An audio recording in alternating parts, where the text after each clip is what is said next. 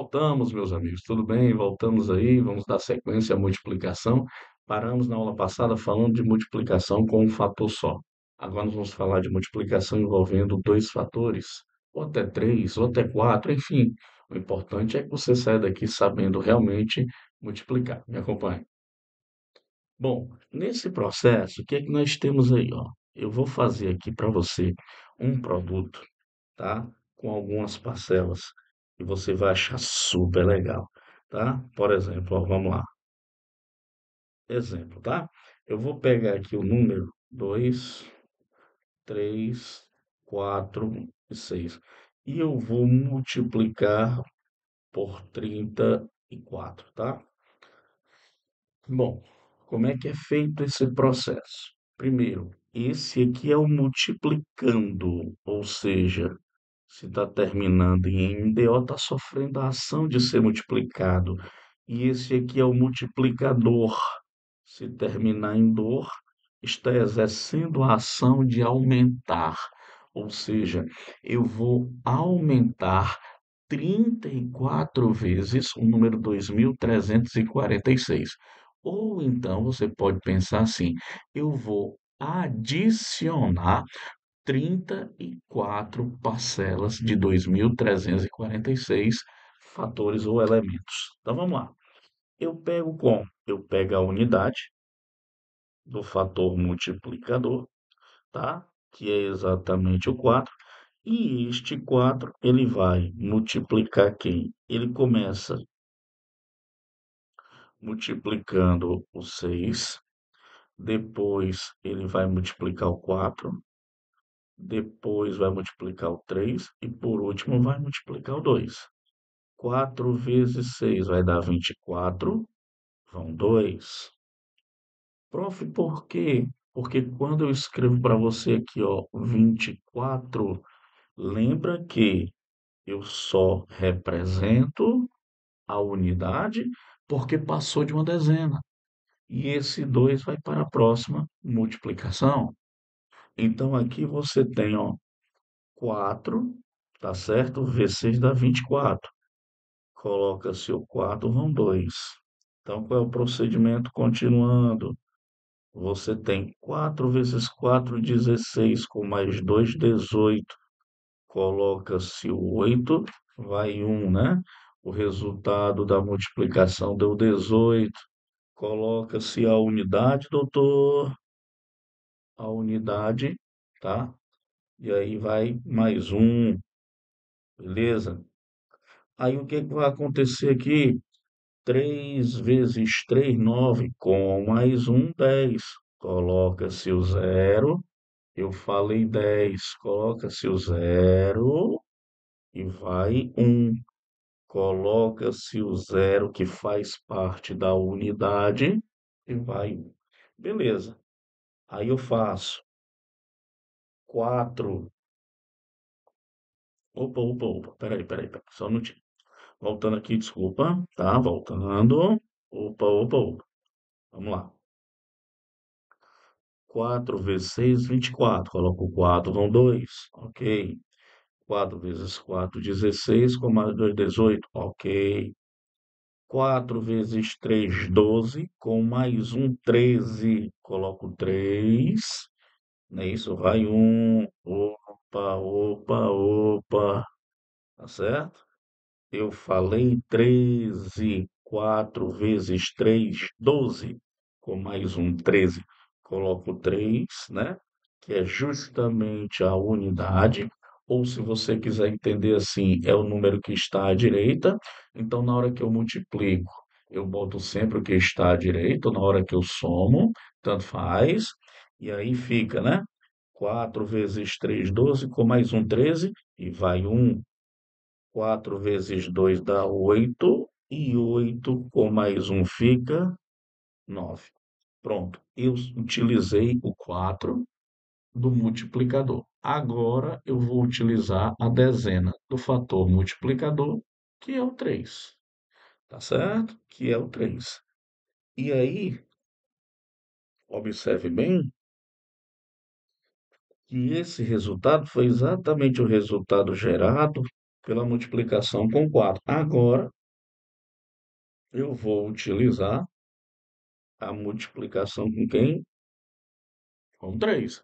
Então, o processo é o mesmo, só que eu vou agilizar um pouquinho, tá? 3 vezes 6, 18. Coloco 8, vai 1. 3 vezes 4, 12. Com mais 1, 13. Vai 1. 3 vezes 3, 9. Com mais 1, 10. Coloco 0. Vai 1. 3 vezes 2, 6. Mais 1, 7. E aí finalizou a multiplicação, certo? Passa a régua e agora eu vou adicionar. O processo é sempre esse, tá? Eu não preciso me preocupar. Esse é o procedimento, e se tivesse outro número, eu colocaria do mesmo jeito, dando sempre essa diferença de uma casa, certo? Eu vou anotar aqui, ó, sempre, vamos lá, sempre o que a diferença de que de uma, sempre a diferença de uma casa, né?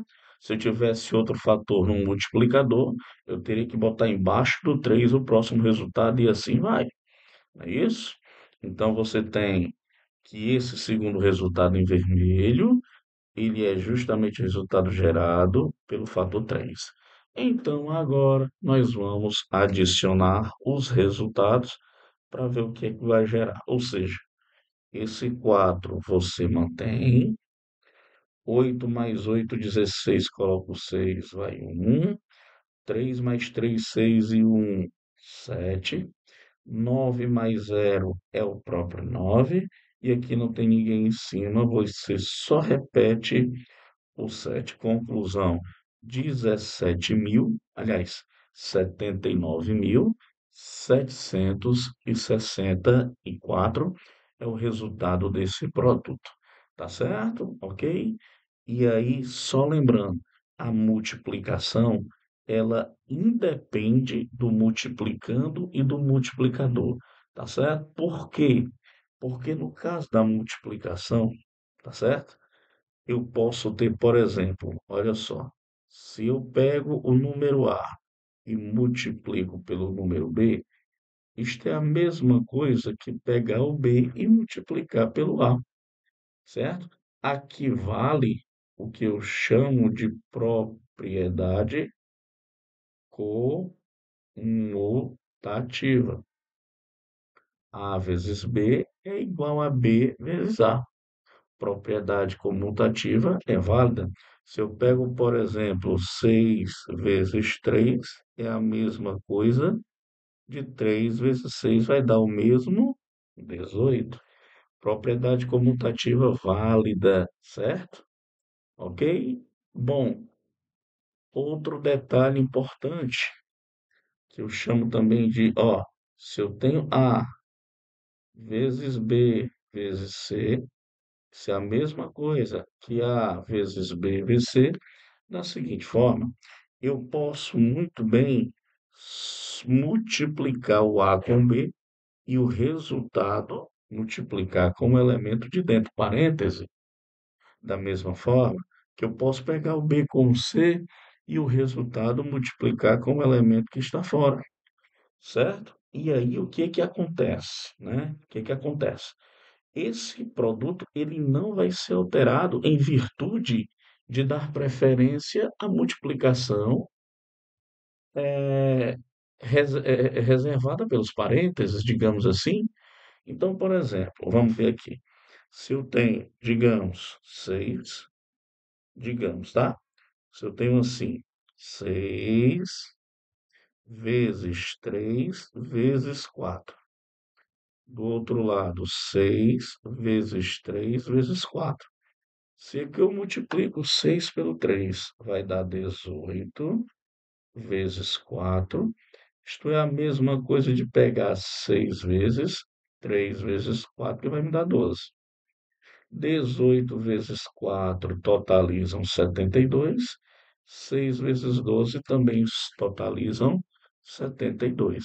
Essa propriedade, ela recebe um nome bem legal. Ela é chamada de asso associativa.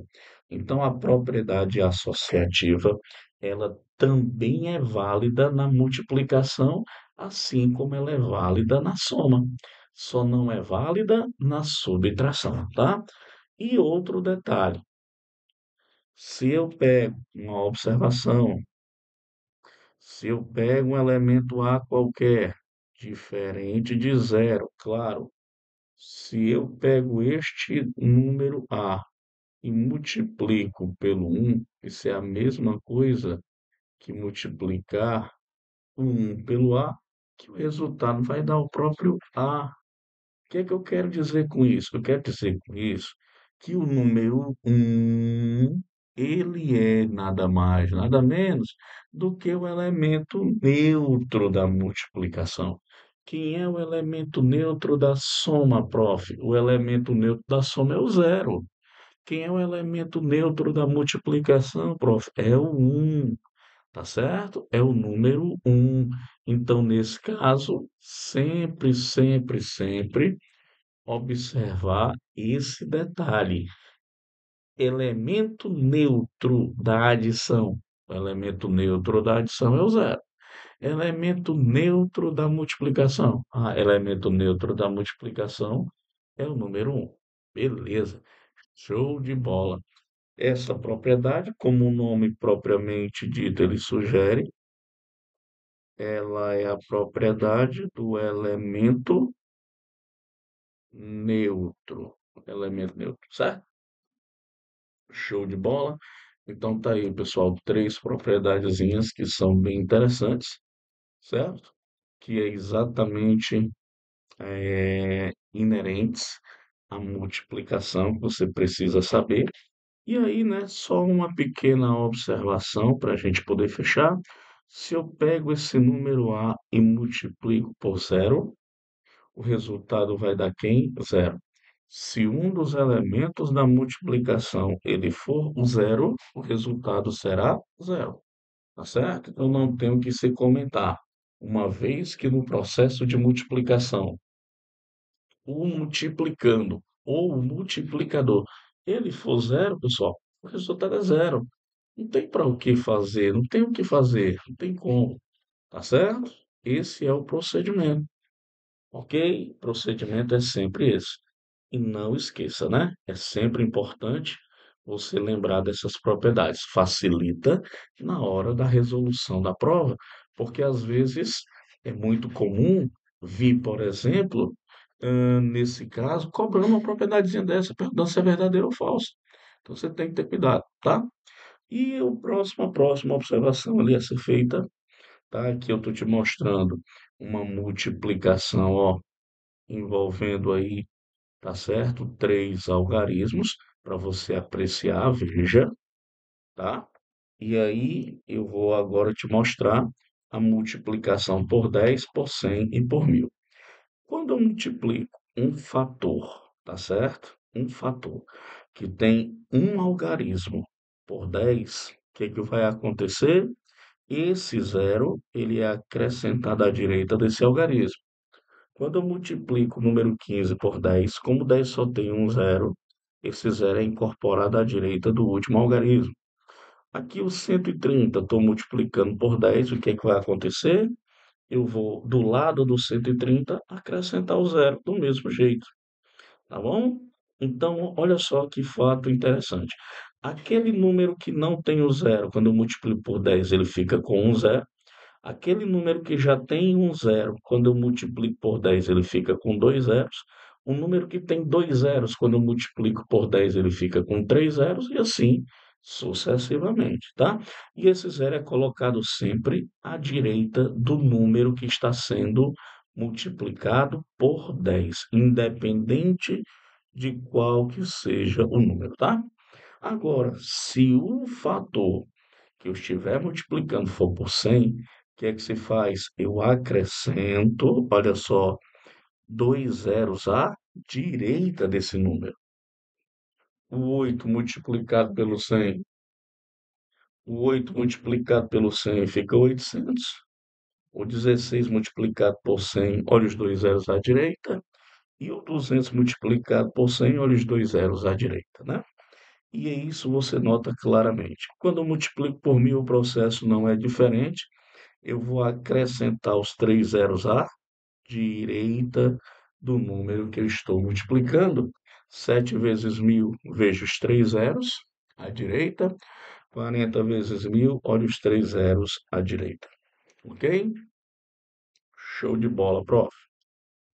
Bom, chegamos no momento da divisão. A divisão nós representamos por este símbolo aí, tá certo? Ou então eu posso representar através de uma barra, ok? Esta barra ela pode ser uma barra que fique totalmente em pé, certo? Totalmente em pé, ou então ela pode ser uma barrazinha inclinada sem problema algum. Isso não vai descaracterizar a multiplicação, tá? Eu represento comumente, de forma primitiva, é esse tracinho com uma bolinha em cima e outra bolinha embaixo, tá? Mas eu também posso, tá certo? Utilizar a barra, estando ela, repito, em pé, tá certo? Ou estando ela inclinada, sem problema algum. Beleza, prof, entendi numa boa.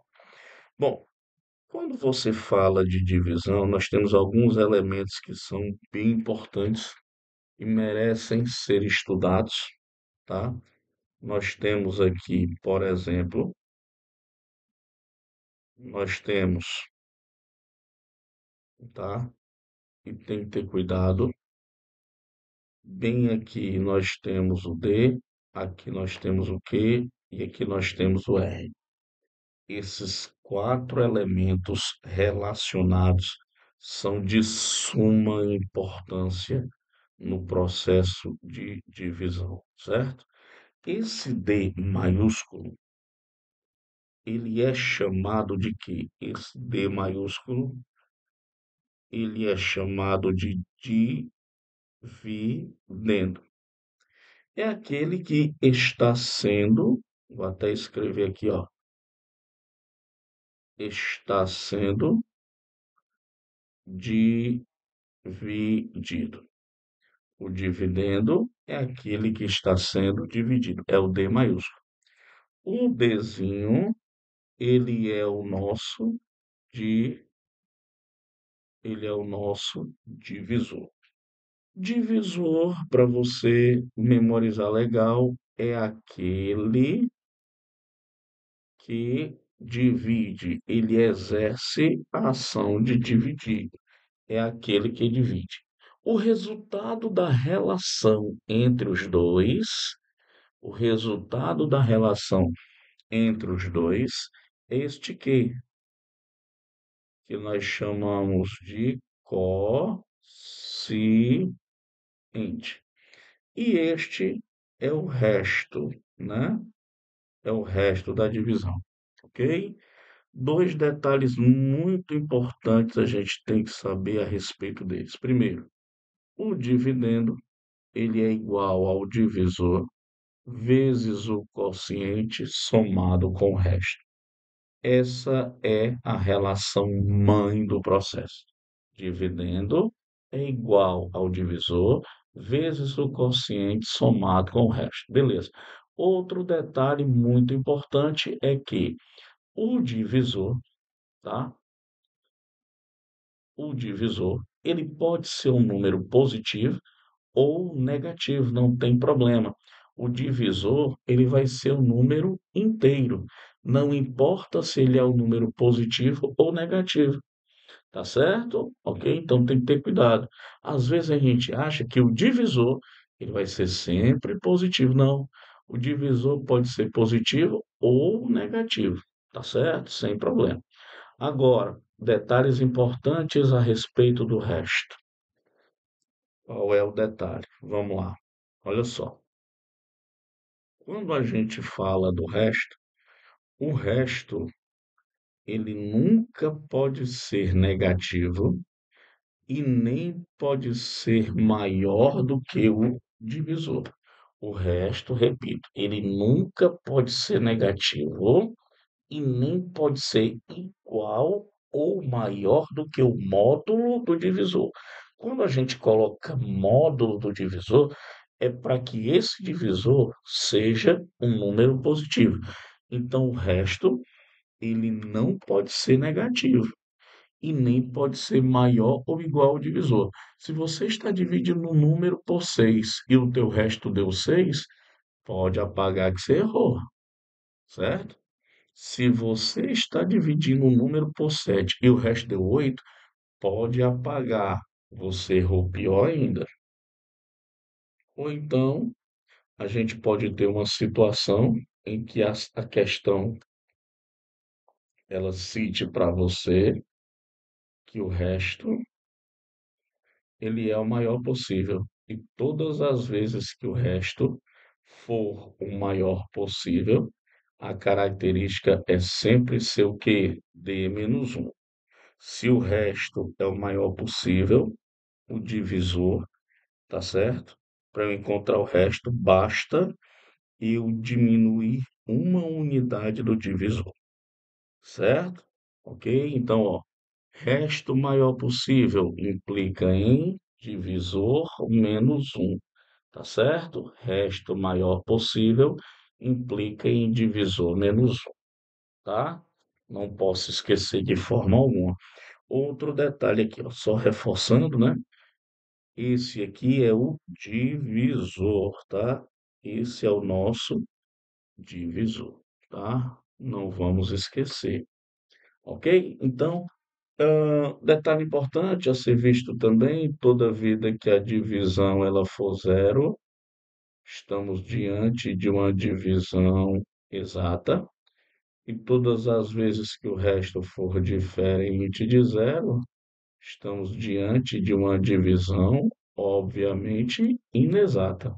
E aí nós ficamos às custas destas observações que eu coloquei aqui em cima. Tá bom? Belezinha? Então, primeiramente, divisão é isso aí.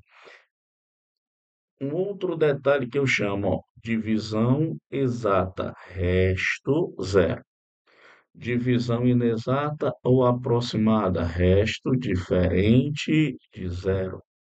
Numa divisão, o divisor pode ser diferente de zero. Como assim, prof? Eu posso ter, por exemplo, o divisor, por exemplo, eu posso ter zero dividido para 8. O divisor, lembrando, o divisor fica sempre, ó, não esqueça, o divisor fica sempre embaixo, hein? Divisor fica sempre embaixo, ok? Zero dividido por 8 é zero. Agora, se eu pego 8 e divido por zero, essa divisão ela não existe. Não existe divisão onde o denominador é zero. Observação 2. O maior resto de uma divisão é o divisor menos uma unidade, foi aquilo que a gente acabou de comentar. E observação 3, o menor resto é a unidade, correto? Porque se o resto for zero, a divisão é exata. Eu não teria resto, claro, obviamente, né? Obviamente, tá? Ok? E é isso, meus amigos. E é isso sobre divisão, adição, subtração e soma. Tá bom? Espero ter ajudado aí nos mínimos detalhes para você, uma baita aula de 4 operações para você. Agora, só resta exercitar e aprimorar esses conhecimentos, tá bom? Um abraço para vocês e até a próxima, se Deus quiser.